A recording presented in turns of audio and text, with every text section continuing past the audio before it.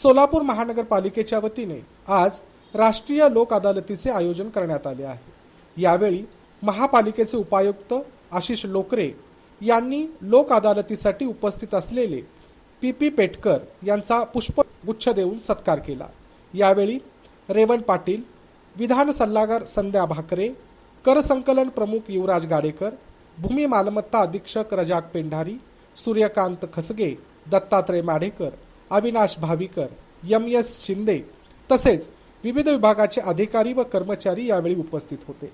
सदर लोक अदालतीमध्ये मालमत्ता कर विभागाकडून सुमारे 24,000 व भूमी मालमत्ता विभागाकडील 1100 थकबाकीदार असलेल्या मिळकतदारांची व गाळेधारकांची प्रकरणे तडजोडीकरिता दाखल करण्यात आलेली होती।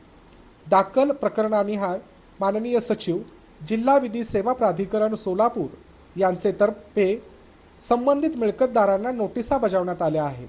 तसेच आज महापालिकेच्या परिसरामध्ये लोक अदालतीचे आयोजन करण्यात आल्यामुळे या परिसरात सोलापूर शहरातील नागरिकांनी मोठ्या प्रमाणात सहभाग घेऊन या सवलतीचा लाभ घेतला। अशाच नवनवीन अपडेटसाठी जनता राज्य न्यूज चॅनलला सबस्क्राईब करा, लाईक करा आणि शेअर करायला विसरू नका।